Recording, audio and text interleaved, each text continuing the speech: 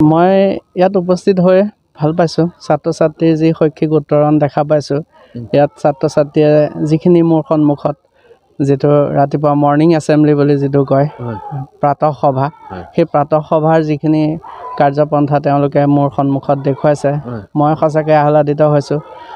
তেওঁলোকে আমাৰ গুৰুজনৰ সৃষ্টি শংকৰ গুৰুৰ আদৰ্শেৰে অনুপ্ৰাণিত হৈ গুৰুজনাৰ বিষয়ে বক্তৃতা প্ৰদান কৰিছে আৰু ইংৰাজীত তেওঁলোকে এই পাণবাৰী গাঁৱৰ বিষয়ে যিখিনি বৰ্ণনা দিছে, মই সঁচাকৈ অভিভূত হৈছোঁ। ভাল লাগিছে।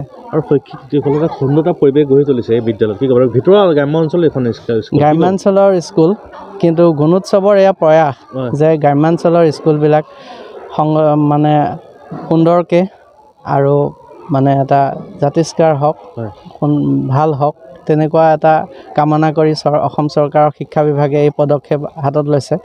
গতিকে আমি আশা কৰোঁ চৰকাৰে যি ধৰণে আশা কৰিছে আমাৰ জনসাধাৰণেও তাত অংশগ্ৰহণ কৰিব লাগে। ছাত্ৰ ছাত্ৰীসকলক আমি সেইদৰে গঢ় দিব লাগে, ভৱিষ্যত জীৱন যাতে তেওঁলোকৰ সুন্দৰ হয় তাকে আশা কৰিছোঁ। আৰু আমি আহি ইয়াত দেখাও পাইছোঁ, ভাল লাগিছে। আমি গুণোৎসৱৰ কাৰণে সম্পূৰ্ণ প্ৰস্তুত, ল'ৰা ছোৱালী সম্পূৰ্ণ প্ৰস্তুত কৰি তেওঁলোকক যেনেধৰণে শিকাব লাগে তেনেধৰণে আজি মানে যিটো কাৰ্য হৈছে তেনেকৈ সদায় হৈ থাকে। আমাৰ আজি বুলিয়ে নহয়, আমাৰ সদায় তেনেকুৱা প্ৰাতঃ সভা হয়। স্কুলৰ ছাত্ৰ ছাত্ৰীৰ উপস্থিতি সদায় আমাৰ মানে 100 হৈ থাকে। কাৰ্চিত কেতিয়াবা কাৰোবাৰ কিবা অসুবিধা হ'লে নাহে, আৰু তেতিয়াও আমাৰ গাৰ্জেনসকলে মোৰ লগত যোগাযোগ কৰি ৰাখে। তাৰ বাদে অভিভাৱকসকলে সম্পূৰ্ণ যোগাযোগ কৰে। স্কুলখন আমাৰ অন্য অসুবিধা নহয়, গাৰ্জেণ্টৰ যোগাযোগ আছে, ছাত্ৰ ছাত্ৰী সম্পূৰ্ণ উপস্থিত আছে।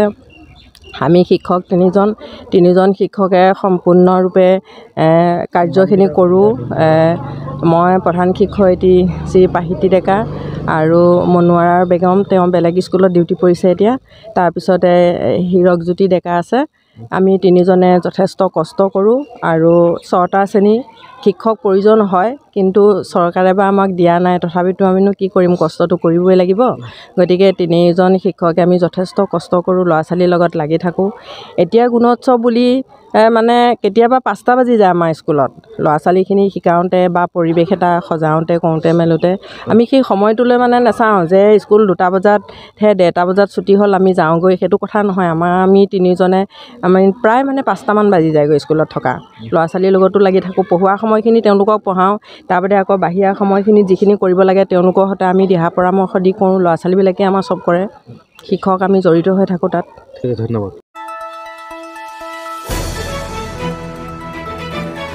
দ্য নিউজলেণ্ডছ, অবিৰত তথ্যানুসন্ধান, আপোনাৰ সেৱাত খবৰ সন্ধান।